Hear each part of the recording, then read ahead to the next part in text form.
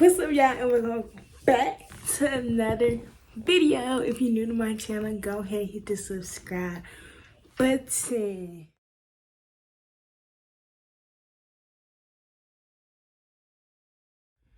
Okay, so today I'm coming to y'all with again another book video, part of my little book series that I'm doing for the end of the year. And this video is all about my 5-star reads. Okay, so excited to talk about these, y'all. I absolutely loved and adored every single one of these books. Okay, like I also have some that I probably, if I reread it, I give 4 stars, and I will be talking about those first. But in conclusion, this whole video is about all my 5-star reads, and I have a total of 21 5-star reads. 21, and these are not books that are part of a series. If you want to see books that I gave 5-star reads that are part of a series, please go watch my last video, because that video is all about my best series, and those include 5-star reads in there also that I will not be talking about in this video. Also, if you want to see the opposite of this video and see the books that I absolutely did not like at all, go back 2 videos and you can watch my worst books of 2021 video. So let's get right into it. So again, first I'm going to talk about my stats for 2021, and I'm going to finish the year off reading 146 books, I think. And then I read a total, so far I read 45,094 pages. My average amount of pages was 315. My average rating was 4.1. My shortest book that I read was 67 pages. My biggest book that I read was 688 pages. Just in case y'all was wondering and wanted to know. Also, my last 2 videos will be up in the cards, and both of them will be linked below. So if you do enjoy this video or want to check out my best series and my worst books of 2021, please go check those out. So first, I'm going to start off by mentioning my honorable mention books, because though I did rate these 5 stars, I read these very early on in the year, and I feel like if I was to reread these, I would not give them 5 stars personally. And all 3 of these books are very hyped books on the BookTok, BookTube, Bookstagram community. So the first one I will be talking about is They Both Die at the End. Don't get me wrong, this book had me crying, okay? It literally had me in tears. But I feel like if I go back and read it, some stuff will probably piss me off, and I wouldn't rate it 5 stars. It'll be like a 4-star. So yeah, that is the first one. Then we have We Were Liars by E. Lockhart. Again, this book had me boohoo crying, and I gave it 5 stars at the time. But I feel like if I was to go and read this, I would probably give it more like 3 to 4 stars, because again, it was a lot of stuff that I did skim through and didn't actually want to read because I wanted to get to the point. So yeah, and the last book I read, and I forgot I read this book because it's by Christina Lauren, and I just swore up and down I have never read Christina Lauren until I read In the Holidays, which that's a good book, okay? That's a good book. Then I did read Christina Lauren, and I read My Favorite Half Night Stand by Christina Lauren. And y'all, again, I gave this a 5 star, but I feel like if I reread it, I give it a 4 star. It was hot, it was nice. The whole element of having relations with a co-worker in the friend group, like they had this tight-knit friend group, I loved all of that. But I feel like, again, if I reread it, I'll probably give it 4 stars instead of 5. So there are 3 books that I probably would not give 5 stars if I reread them. So yeah, had to get those out the way first. Now let's get into all the books, the 21 books that I legit rated 5 stars, and I think will always be a 5-star in my heart. I do have some favorite reads of all time in these stacks. So let's just hurry into it. So the first book that I will be talking about is One of the Good Ones by Lydia Millette. Yeah, I have a review on this book where I read like the last chapter, and then I reviewed the book. And if you want to see that, I will link that below also, or put it in the cards. But y'all, this book was too good to be true. Literally, it was basically like Black Lives Matter movement, but in a book. And I just love everything about it. Such a good read.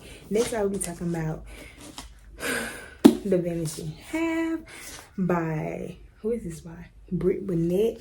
This book was really good. It also was like it was Black centered. It was about these two sisters who one grew up on the brighter side and one grew up dark skinned, and the brighter side went on and moved out, and she identified as white essentially.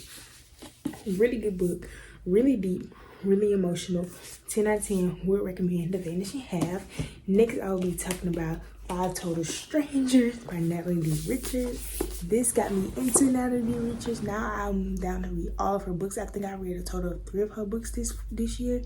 I'm not sure if I have another one on my 5-star list, but Five Total Strangers was so good. It was about these people who met at the airport, decided to get a car together so they can travel and be home for, I think it was Christmas, but they got snowed in from the plane or whatever, and it was focused around this one main girl who met another girl, and then the other girl met like 3 other people, and it turns out this girl's stalker was in the car with them the whole time.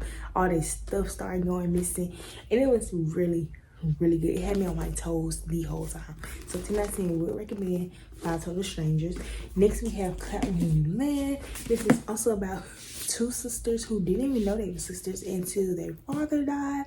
He had separate life. He had one life in New York, I'm pretty sure. Then he had another life in, like, I think it was Nigeria, where 2 separate families, and they didn't find out until he died. That's when they finally met. They got in contact with each other. This was, again, a really nice read. Would recommend. Next, we have It Ends With Us by Colleen Hoover. Y'all, this is my first Colleen Hoover read, I'm pretty sure. Was it my first or was it my second? I don't know. But this is my only Colleen Hoover 5-star read. I think I read a total of like 4 of her books now. This is the only one that's 5 stars because this one was so freaking good. Like, I don't know, it's just something about this one that really hooked me, and the rest of her books did not. A lot of her books did not hook me as much as this one did. It was so nice, so emotional, so deep. Loved it. It Ends With Us by Colleen Hoover. Next book that I'll be talking about is Love Scam by Rizzy Allen. It's a short novella, and she was cute, okay? This got me into Rizzy Adams. Now I've read a lot of her books, actually. I think I have another one of her books on this list.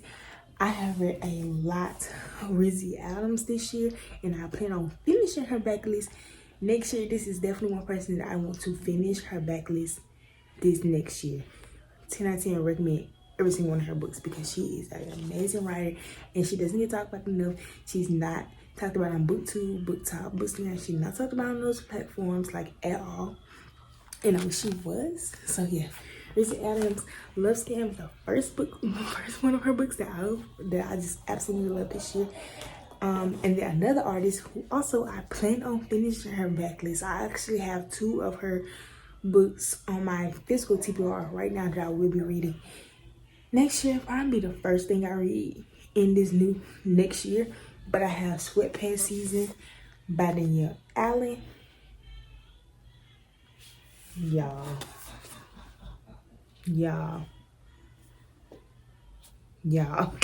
She did not have to go that hard in Sweatpants Season. This actually has a sequel, kind of. It's like a spin-off, sort of, kind of, to this. It's called Cuffing Season, which I also gave 5 stars. But it's later on. Y'all, Sweatpants Season was so good, so hot. It's about this girl. It's about this girl who met this man in a art class. It was like a photography class. They sat beside each other. She looked down, saw his and was like, I need you, I want you. But she kept it hidden because she was all about her work, all about school. She didn't want nothing to distract her. And it turns out he was a part of this toxic podcast type thing, and I hated everything about the podcast, y'all. Like, even in the second book, it talks about the podcast, and I hated it in that too. It makes me so freaking mad the way they think, and I know people realize that think like that. So yeah, this book so freaking good. Okay, 10 out of 10 recommend Danielle Allen, and like I said, I will be finishing her backlist next year, hopefully. Okay, the next book that I will be talking about is The Silent Patient by Alex McAleese or whatever his last name is. I'm sorry. I don't know what it is. Y'all, let me just tell y'all what this book is about.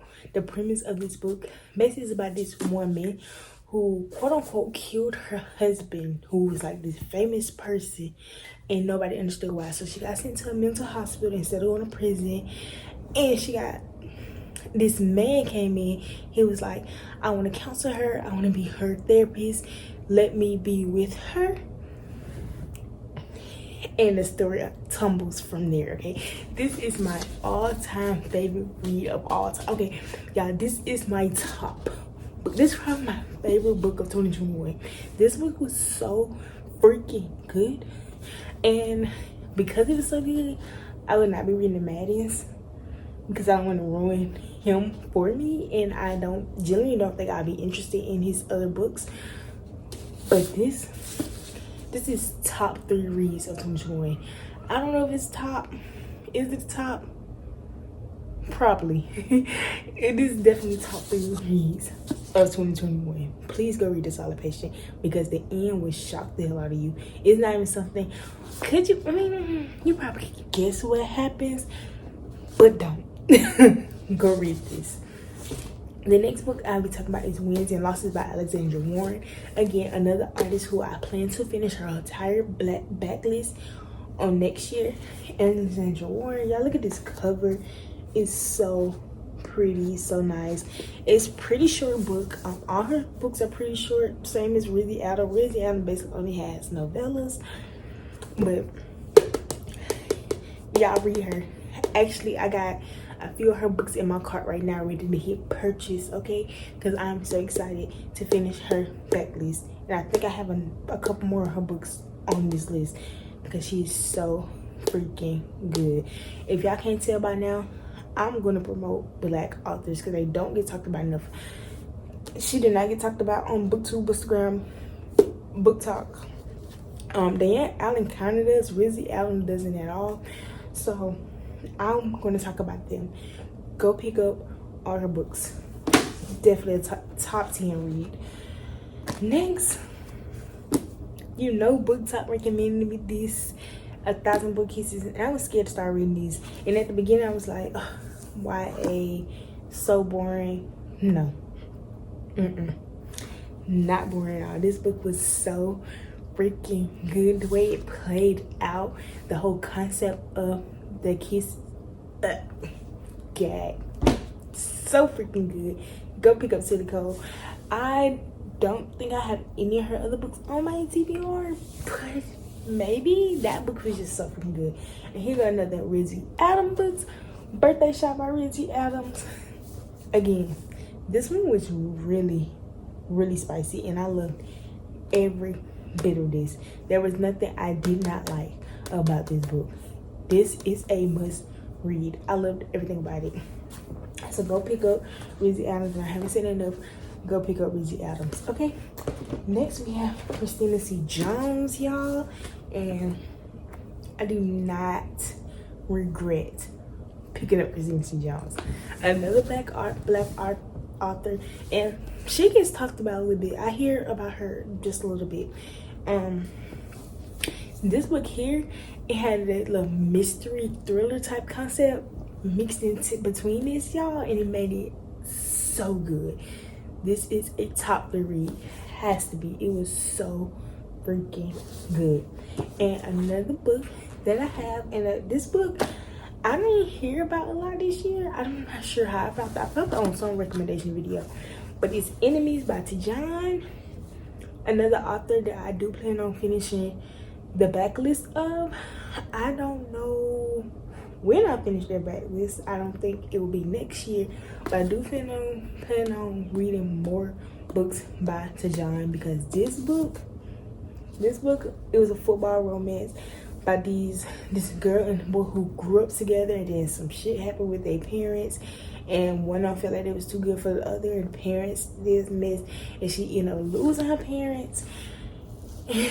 so sad, so emotional, and I loved every bit of it because I love crying. Okay, if y'all can tell, I love crying. So yeah, must read Enemies by Tajan. Okay, I have 7 more books that I'm about to talk about, so bear with me because it's a lot of repeating authors. If you can't tell, once I love an author, I love the author, and these authors are amazing. So I have Work Song by Danielle Allen. Like I said, Danielle Allen is that girl. Her books are thick and I love it, but it's not that it's a lot of pages, because it's like not even 300, not even 400. Yeah, it's not even 400 pages.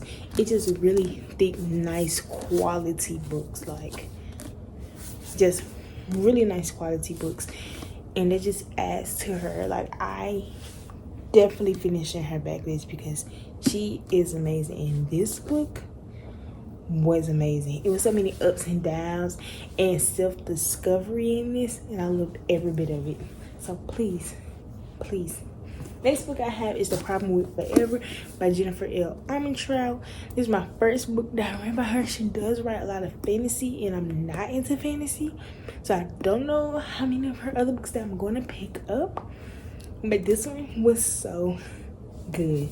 10 out of 10 would recommend. Again, I don't know if I'm gonna read her fantasy books, but I definitely enjoyed this romance. Okay, and go pick her up.